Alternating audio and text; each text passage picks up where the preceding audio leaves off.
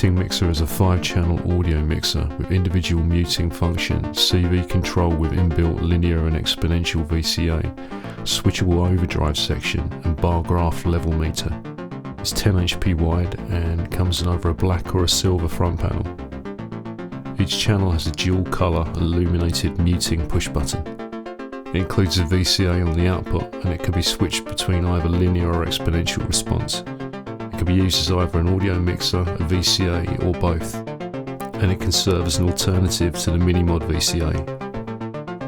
It's ideal for feeding multiple VCOs and other audio sources into VCFs such as the Sonic XV and Gemini that only have one input. It also features a very musical overdrive section that generates tube-like distortion, and it includes a 4 LED bar graph level meter to make setting output levels a breeze. The basic Minimoog system is based on the original Minimoog synthesizer. The Minimoog had a built-in 5-channel mixer which allowed you to adjust the volumes of the 3 VCOs, a white noise source and also an external signal. It also has switches which allowed you to mute or enable any of these 5 elements. The muting mixer provides the same functionality, but the switches are of a different design. They're lighter to touch and it's easier to mute or enable multiple channels with one hand. They're also illuminated so that they're easier to see in low light situations such as a performance.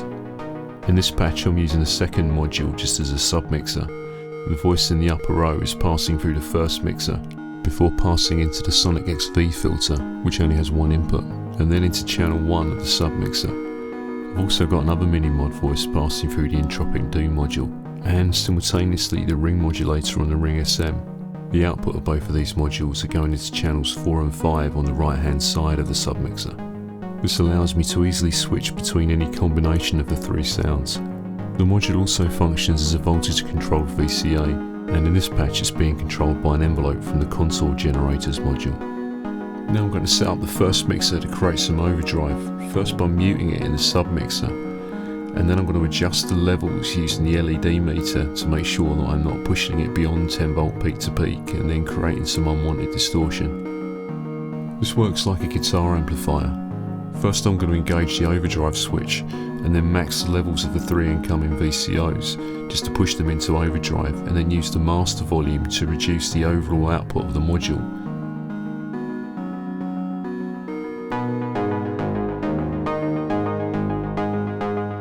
That way I'm keeping the output to the correct level and not overloading any modules further down the audio chain, but I'm retaining the overdrive that I intended. A mixer actually sums audio signals, so the more signals that you add, the hotter the output gets, and it's important to keep the output at around 10 volts peak to peak. Otherwise it can overload the modules that come after it in the audio chain and result in some unwanted clipping distortion.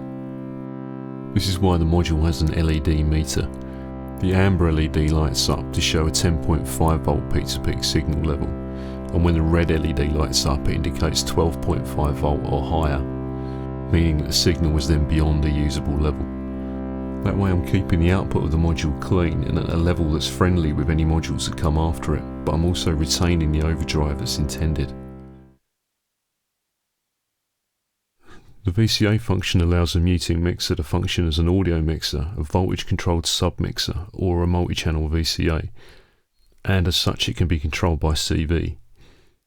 Here I've got it set up with an envelope from the Contour Generators. In doing so, the master volume then becomes an attenuator for the level of CV control.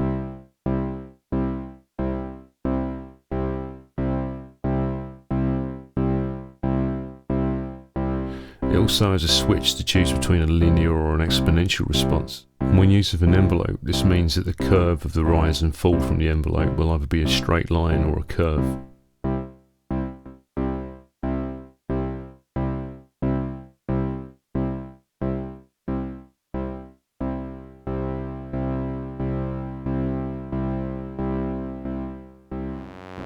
The overdrive is based on the Minimoog VCA circuitry, but it can be pushed into much higher levels of distortion.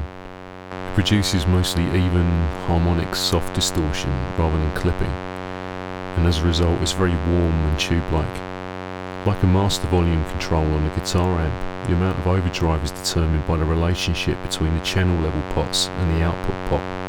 A low channel level combined with a high output level results in a low level of overdrive, whereas a high channel level and a low output level results in a high level of overdrive.